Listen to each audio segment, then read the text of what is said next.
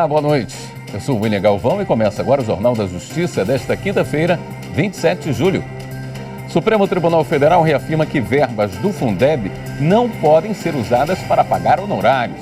Entendimento da Corte é de que a Constituição vincula a aplicação dos valores exclusivamente ao desenvolvimento da educação.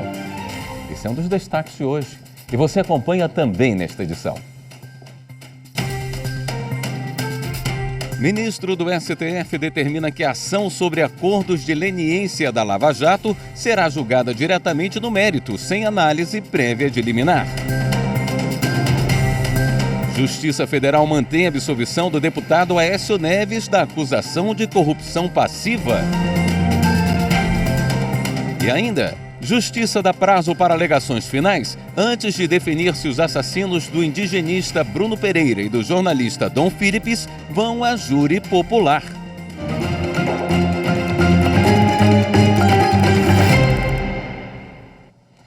O ministro do Supremo Tribunal Federal, André Mendonça, determinou que a ação sobre acordos de leniência da Lava Jato, proposta por partidos políticos, seja julgada sem análise prévia de liminar, ou seja, diretamente no mérito. Repórter Daniela Ramalho. A ação foi proposta pelo Partido Socialismo e Liberdade, PSOL, pelo Partido Comunista do Brasil, PCdoB, e pelo Solidariedade. Os partidos alegam na arguição de descumprimento de preceito fundamental que o Ministério Público Federal agiu de forma abusiva nas negociações das multas estabelecidas nos acordos de leniência entre o Estado e empresas envolvidas na Operação Lava Jato, apesar da competência da Controladoria Geral da União, de acordo com a Lei Anticorrupção. As legendas argumentam que os pactos considerados prejudiciais às empresas foram celebrados antes do acordo de cooperação técnica firmado em 2020. Para o relator, ministro André Mendonça, a relevância da matéria debatida na ação autoriza que a decisão seja tomada em caráter definitivo, sem análise prévia de liminar. O ministro pediu informações às autoridades envolvidas na celebração dos acordos de leniência e do ACT. Solicitou também informações ao presidente da República e ao Congresso Nacional. O Tribunal Regional Federal da Terceira Região manteve a decisão da primeira instância que absolveu o deputado Aécio Neves do crime de corrupção passiva. A ação foi aberta a partir de um acordo de colaboração premiada da Operação Lava Jato. Os detalhes com a repórter Viviane Novaes. No acordo de colaboração premiada, o empresário Joesley Batista entregou ao Ministério Público Federal gravações que seriam uma prova de pagamento de propina. De acordo com a denúncia do MPF, Aécio, quando era senador, e a irmã dele, Andréia Neves, teriam pedido a Joesley R$2 milhões em troca de uma suposta atuação do parlamentar no Congresso Nacional em favor da JBS, controlada pela JF. A defesa dos irmãos alegou que o dinheiro era um adiantamento oferecido a Joesley Batista na negociação de um imóvel da família Neves. O Tribunal Regional Federal da Terceira Região, com sede em São Paulo, manteve a decisão da primeira instância da Justiça sobre o caso e absolveu Aécio Neves do crime de corrupção passiva por unanimidade. O relator, desembargador José Lunardelli, alegou deficiência documental por parte do acordo entre Joesley e o MPF no âmbito da Lava Jato. Na decisão, o desembargador afirmou: do referido termo, o acordo não consta qualquer detalhamento sobre as negociações travadas, sua data de início ou seu objeto específico, salvo uma menção esparsa a eventual acordo de colaboração premiada no âmbito da chamada Operação Lava Jato. Segundo o magistrado, fica claro que a acusação não logrou comprovar que houve solicitação prévia de vantagem indevida em razão da função, como exige o tipo penal da corrupção. Já o TRF da Segunda Região negou pedidos do ex-governador do Rio de Janeiro, Sérgio Cabral, para declarar a suspeição do juiz federal Sérgio Marcelo Bretas, responsável pela Lava Jato no estado. Anderson Arcoverde. Sérgio Cabral apresentou 5 pedidos referentes a 11 ações derivadas da Operação Lava Jato. Os processos já estão tramitando na segunda instância e Cabral responde pelos crimes de corrupção passiva, organização criminosa, peculato e lavagem de dinheiro. O ex-governador afirmou que, em 2018, foi procurado na prisão por um advogado que prometeu conseguir decisões do juiz Marcelo Bretas favoráveis à ex-primeira-dama do Estado, Adriana Anselmo, se ela e Cabral abrissem mãos de bens e valores bloqueados pela Justiça. A defesa de Cabral apresentou informações da Secretaria de Administração Penitenciária comprovando 4 visitas do advogado. A relatora do caso no Tribunal Regional afirmou que as acusações se referem a fatos supostamente ocorridos há mais de 5 anos e que a defesa deveria ter feito a denúncia à época. Ela considerou ainda que os argumentos apresentados não são hábeis para configurar a parcialidade alegada. O STF suspendeu o afastamento de comissionados de unidades de ensino no município de Bauru, no interior de São Paulo. Para a presidente da Corte, ministra Rosa Weber, a determinação do Tribunal de Justiça do Estado põe em risco a prestação de serviço público fundamental. Amanda Mustafa tem as informações. Para a presidente do STF, a aplicação imediata da decisão do TJ de São Paulo implicaria na dispensa de todos os professores que ocupam funções declaradas inconstitucionais. Segundo a ministra Rosa Weber, as peculiaridades do ensino pressupõem a continuidade das aulas e de todas as atividades escolares durante o ano letivo. Nesse sentido, a prestação inadequada do serviço público de ensino gera prejuízo a crianças e adolescentes. A decisão do Supremo tem caráter liminar e será submetida a referendo do plenário.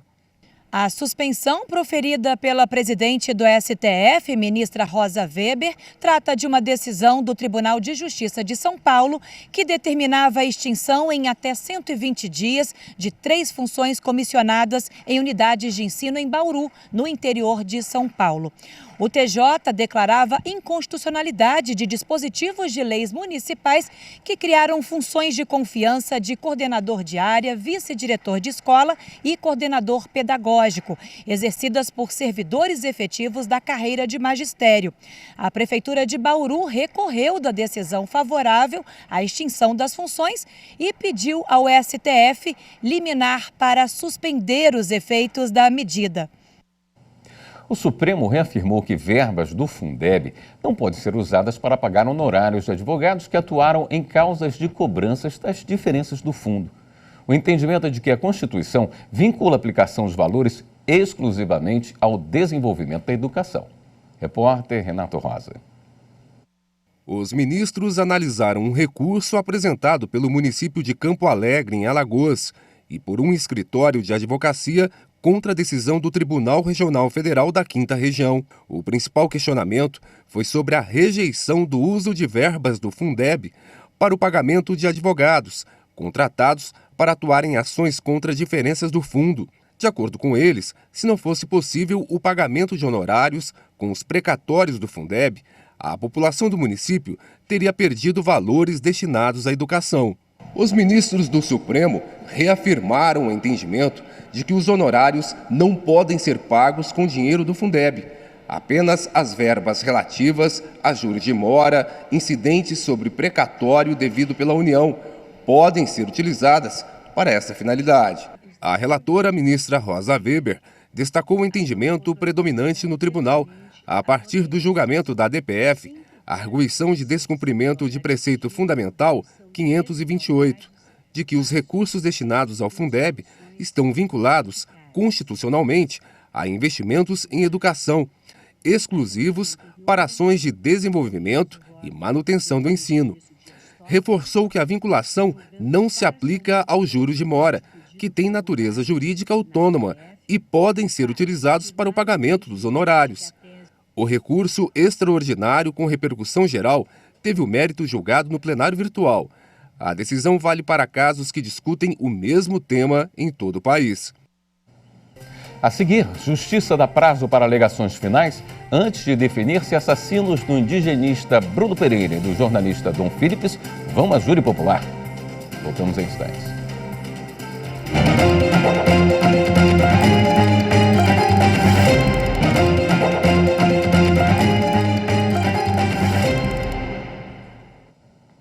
Uma ação nacional. A presidente do Supremo Tribunal Federal e do Conselho Nacional de Justiça, a ministra Rosa Weber, lançou em Minas Gerais o mutirão processual penal. novo modelo nacional do mutirão carcerário promovido pelo CNJ. A repórter Kátia Matos acompanhou. A presidente do STF e do CNJ, ministra Rosa Weber, está em Belo Horizonte para lançar oficialmente em Minas o mutirão processual penal. O objetivo é revisar, nos próximos 30 dias, mais de 100 mil processos nos 27 tribunais de justiça e nos 6 tribunais regionais federais do país.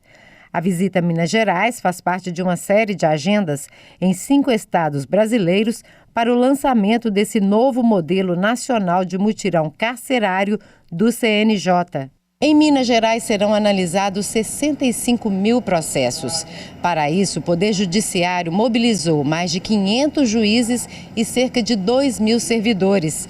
Eles vão atuar no mutirão processual penal sem prejuízo das atividades do dia a dia. Entre os casos que serão analisados estão o tratamento de gestantes, mães, pais ou responsáveis por crianças menores de 12 anos e pessoas com deficiência que cumprem pena. A situação de pessoas em regime diverso do aberto, condenadas por prática de tráfico privilegiado e os casos de prisões provisórias com duração superior a 12 meses. Existem alguns presos que ainda não foram condenados, são os chamados presos provisórios, que estão com prisões preventivas decretadas, que independentemente do processo ser eletrônico ou ser físico, também estarão sendo alvo deste mutirão para verificar se tem perspectiva de permitir a liberdade desses indivíduos durante o processo, na fase do inquérito ou na fase do processo, antes da sentença penal que julgue o mérito. A finalidade é essa, você desafogar, você fazer as revisões, você retirar do sistema quem não precisa estar nele. É bom que a ministra venha, a ministra lida com isso já há muito tempo e é bom que ela confirme exatamente aquilo que o governo de Minas está fazendo. A ministra Rosa Weber esteve na penitenciária Professor Jason Albergaria, que fica em São Joaquim de Bicas, na região metropolitana de Belo Horizonte. Ela conheceu a fábrica de costura da unidade, onde são produzidos cerca de 600 uniformes por semana pelos próprios detentos. O material é destinado para as penitenciárias de todo o estado. Ela também conheceu o setor de produção de redes para proteção e prática de esportes, como vôlei e peteca. A ideia é expandir o projeto e distribuir os produtos para as escolas da rede estadual de ensino. Rosa Weber passou também pelos pavilhões e entrou nas celas para conversar com os detentos. A penitenciária é a primeira unidade prisional no Brasil integralmente destinada às pessoas privadas de liberdade autodeclaradas da comunidade LGBTQI-APN+. O mutirão, ele vem em benefício da revisão de todos os processos. Então, embora não haja a identificação de processo em atraso, é sempre importante reanalisar, verificar se existe algum benefício a ser concedido, que o nosso objetivo é executar a pena na medida da determinação legal. A presença da ministra, além de um orgulho para Minas Gerais, traz a importância desse exercício contínuo da fiscalização do sistema carcerário. Aqui na sede do Tribunal de Justiça, a ministra Rosa Weber participou do anúncio da regionalização dos sistemas de vara de execuções penais virtuais e das centrais de audiência de custódia. Rosa Weber esteve presente também no lançamento do ato normativo, que estabelece protocolos judiciais para a apuração de tortura, maus-tratos e letalidade no sistema prisional mineiro. A ministra foi ainda homenageada com o colar do Mérito Judicial, que é entregue a pessoas físicas ou jurídicas que prestam relevantes serviços à justiça. O presidente do Superior Tribunal de Justiça, a ministra Maria Tereza de Assis Moura, decidiu manter preso no sistema federal um acusado de integrar a máfia italiana. Marina Campos. De acordo com a denúncia, o cidadão italiano Patrick Assisi é apontado pelo Ministério Público como integrante da organização mafiosa italiana 'Ndrangheta. Patrick e o pai estão entre os maiores fornecedores de cocaína para a Europa. Em julho de 2019, após pedido de extradição do governo da Itália, onde eles estão condenados a 30 anos por tráfico internacional de drogas, Patrick e o pai foram presos no município de Praia Grande, em São Paulo. Com eles, a polícia encontrou armas em situação ilegal, munições, drogas e documentos falsos, além de dinheiro em diferentes moedas. No Brasil, Patrick foi condenado a mais de 14 anos de reclusão por tráfico internacional e posse irregular de arma. Hoje, os dois estão presos preventivamente na Penitenciária Federal de Brasília. Atendendo a pedido do Departamento Penitenciário Nacional, em 2022, o Tribunal Regional Federal da Terceira Região, por decisão monocrática, deferiu a permanência no sistema federal. A decisão levou a defesa de Patrick a impetrar habeas corpus no STJ, pedindo a anulação da medida, sob a alegação de que não foi intimada sobre a solicitação do órgão federal. Ao indeferir o pedido, a ministra Maria Tereza de Assis Moura observou que a pretensão da defesa não pode ser acolhida, porque a questão ainda não foi examinada por órgão colegiado do tribunal de origem. Para a ministra, a possível atuação do réu como integrante da organização criminosa italiana e os itens apreendidos no momento da prisão em flagrante justificam a permanência do paciente no sistema federal. Em outra decisão, o presidente do STJ indeferiu liminar para reduzir a pena dos paraguaios presos com mais de 500 quilos de maconha. Repórter Paulo Mondego traz os detalhes. A presidente do Superior Tribunal de Justiça, ministra Maria Tereza de Assis Moura, negou o pedido de redução de pena de 2 paraguaios condenados por tráfico de drogas.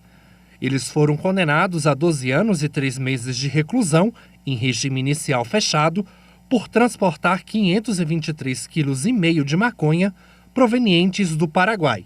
A defesa dos homens pediu para que fosse aplicado o redutor do tráfico privilegiado, em consequência, abrandando o regime de cumprimento de pena. Segundo a denúncia, em dezembro de 2022, durante a execução da Operação Horus, a Polícia Federal flagrou 2 embarcações suspeitas no Rio Paraná. Em uma delas, encontrou a droga e 2 paraguaios. Os ocupantes da outra embarcação conseguiram fugir. No habeas corpus com pedido de liminar submetido ao STJ, a defesa alegou constrangimento ilegal diante do não reconhecimento da figura do tráfico privilegiado, em razão de os condenados serem primários, possuírem bons antecedentes e não se dedicarem ao crime nem integrarem organização criminosa.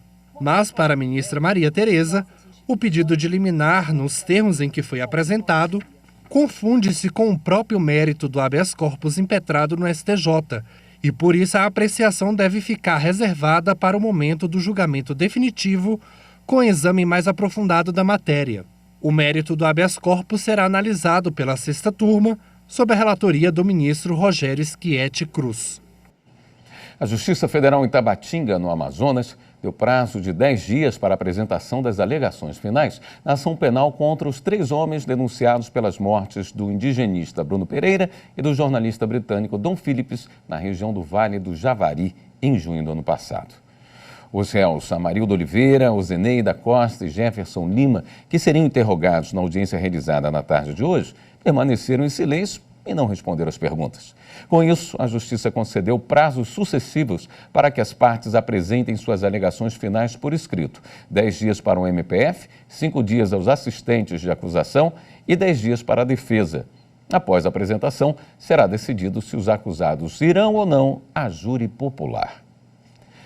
A Justiça Federal na Bahia concedeu liminar de reintegração de posse de terra indígena Pataxó para impedir o agravamento de conflitos na região sul do estado. As informações com o repórter Lincoln Freitas. A Justiça Federal em Teixeira de Freitas determinou a reintegração de posse de parte da terra indígena Comexatibá, tradicionalmente ocupada pelos indígenas Pataxós. A área em questão, localizada no extremo sul da Bahia, foi invadida e vem sendo loteada e comercializada desde o final de abril, gerando insegurança à população da comunidade da aldeia Pequi, no município baiano de Prado.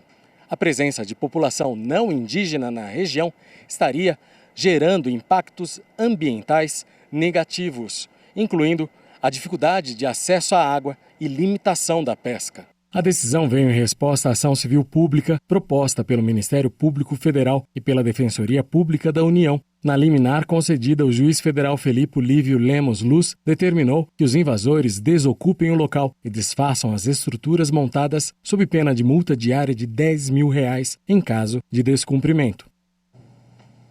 No próximo bloco, a MPF quer que Infraero disponibilize equipamento para embarque de passageiros que precisam de assistência especial. Voltamos em instantes.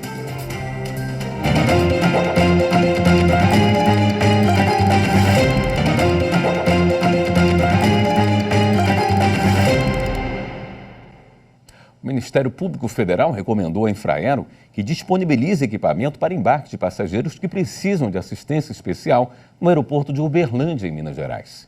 Pedro Canguçu.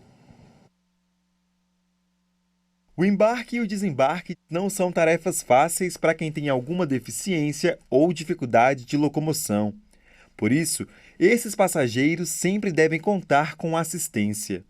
O equipamento Ambulift, por exemplo, permite embarque e desembarque de passageiros, mas no aeroporto de Uberlândia, que não tem acesso facilitado a esse equipamento, nem sempre ele está disponível, o que levou o Ministério Público Federal a enviar uma recomendação pedindo providências. A adoção das medidas recomendadas contribui para que o aeroporto de Uberlândia seja um local mais acessível e seguro para todos os passageiros. Para o Ministério Público Federal, é fundamental que a acessibilidade seja garantida nos aeroportos, visando a inclusão social e a cidadania. A Infraero deve informar as companhias aéreas que operam no terminal de Uberlândia sobre a recomendação emitida pelo MPF, para que implementem as medidas cabíveis.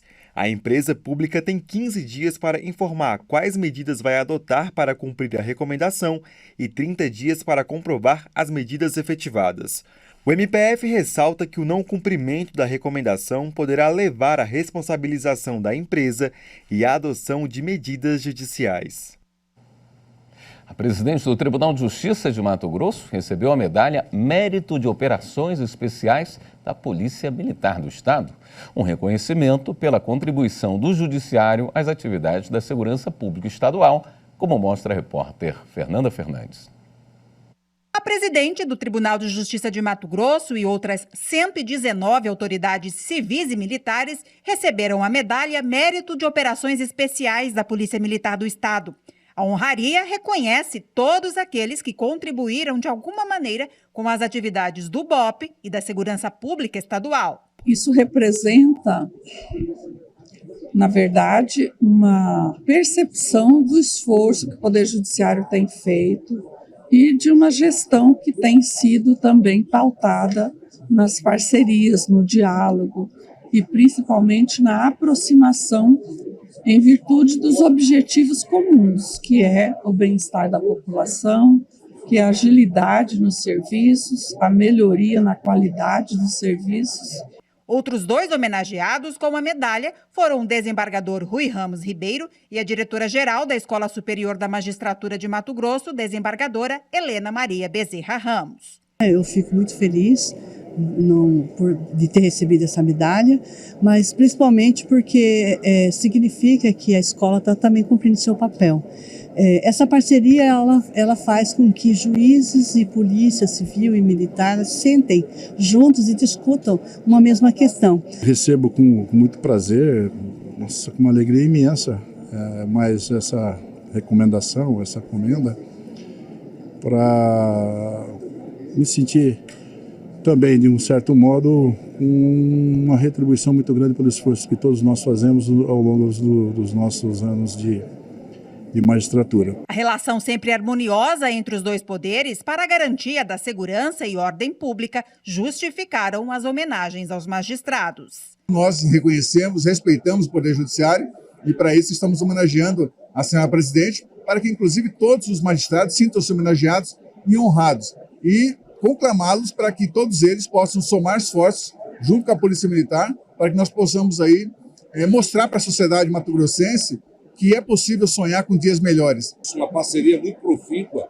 entre o Executivo, o Legislativo, o Judiciário, os órgãos autônomos, o Ministério Público, o Tribunal de Contas, e essa sinergia, esse trabalho proativo tem sido capaz de gerar grandes e importantes resultados, para a sociedade. No mesmo evento, realizado no auditório do Teatro Zulmira Canavarros, em Cuiabá, também foi aberto o primeiro Simpósio Nacional de Operações Especiais, que reuniu militares e referências na área de operações especiais de todo o país. Entregues ainda 45 fuzis que vão reforçar a segurança pública em todas as regionais de Mato Grosso.